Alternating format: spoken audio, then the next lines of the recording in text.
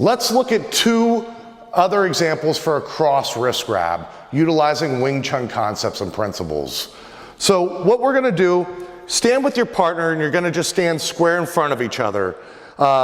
He's got me grabbed with his cross hand, not the parallel side. Remember the parallel side we did last week, he had you here, the cross hand he's grabbing here. Notice how he's grabbing without his thumb. Have your partner grab you without their thumb wrapping around your arm. Go ahead and wrap your thumb around. Good. Why we want our partner to do this is for safety. If he stays with his thumb here and I get to this position, notice here his thumb, what's gonna happen, I'm gonna break his thumb off right into his face. So if he's grabbing with their thumb, your partner's grabbing you with their thumb, they can really get injured. Of course, when our attacker grabs with the thumb, it's a different story. We're perfectly comfortable with that. But for practicing safety, just have them bring their thumb in here, more like a lopsow than a grab. My hand's gonna come up for safety.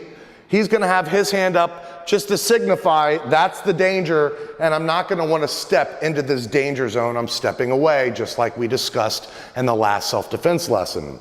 From here, I'm gonna go to left neutral. And my hand that he was grabbing went to Tan Sao. So one more time, he's got me grabbed. Hey, I don't want any trouble, my hand comes up. I drop my elbow and switch to my neutral, Tan Sao, and this hand comes up.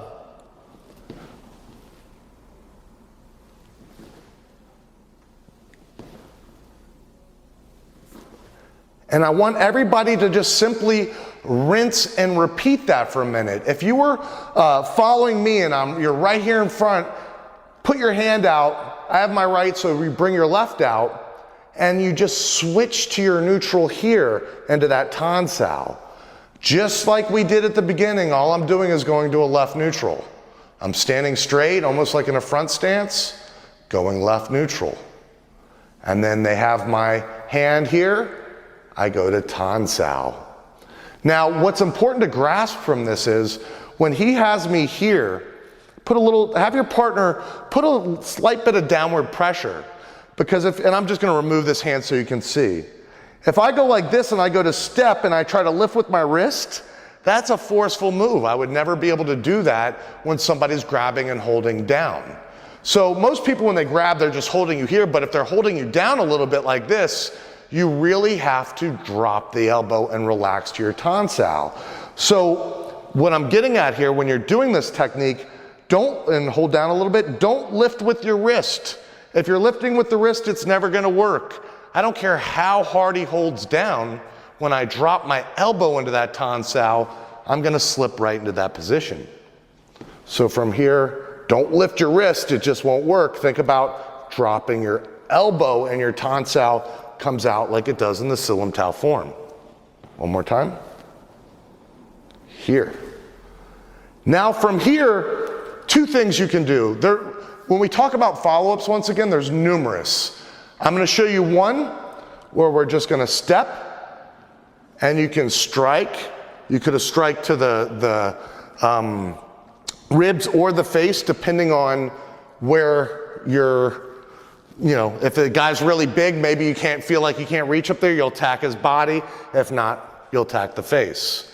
And we're also working what we're gonna get into shortly at a very safety range. We're not working really at the reality range. When I come here, I go to hit, I'm not even in distance to hit him.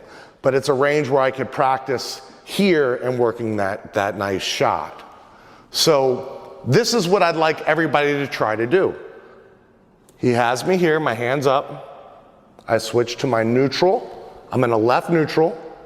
My Wu Sao hand is now gonna palm strike the elbow, and be gentle with your partner's elbow. If they're really holding on tight here, that's very damaging. And what I'm gonna do is step in with my right foot and right hand as I come in. So one more time, my hand's here. I sink my elbow, drop it to the Tan Sao. I step forward here. Still at a very safety range here, so I can practice and not worrying about hitting my partner. Something else to pick up here, when I'm doing this and I drop and my tonsils here and I'm stepping, and this is another perfect example of unification of movement. My foot, everything, 1, 2, 3, all land at once.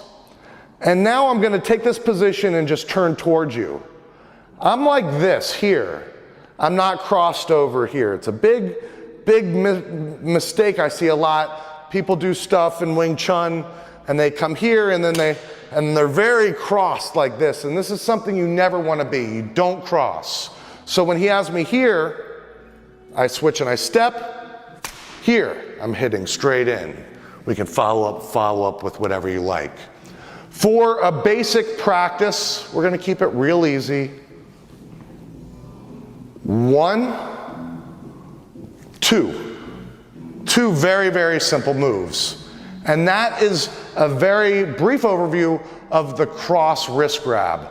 One more thing I really want to stress here. I can't stress enough. Grab with the thumb. He's got me with the thumb. I'm here. I go to switch my stance here. If I go to punch here, notice what's going to happen. I'm going to break that thumb off right into his face. So please be careful and don't grab with the thumb while you're practicing. You can do it slow with your partner, very slow, so you can feel how that's going to really launch that thumb off his wrist, but make sure you don't grab that. With all these self-defense principles, they're not the only thing you can do. They're just one thing you can do. They also tend to lead into unlimited applications and defenses and variations. He's got me here, I can just simply shortcut it. He's got me here, I can come in and go to something. There's so many variations of defense attacks I could do from these simple basic moves. So I'm showing you these particular techniques for a very important reason. They're great tools to flow off of and give you a good foundation and understanding of how you should move in these situations. Thank you.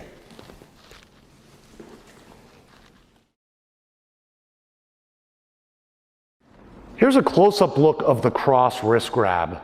Notice when I go to tonsil, here's a better view where you can see that thumb that's in jeopardy I was telling you about. If I was to just drop my elbow a little bit and punch, you could see how I'm really going to crack that thumb and break it right off his hand. So that's why we have our partner grab with no thumb for their own safety. So when I come in here and here, right, you can see he's no longer in jeopardy of getting his thumb cracked. But notice when he grabs with the thumb, as I come in here, if I punch, bam, I'm punching that thumb off right into his face, and it can be very devastating. So when you're practicing for safety with a partner, please keep that thumb out of the play.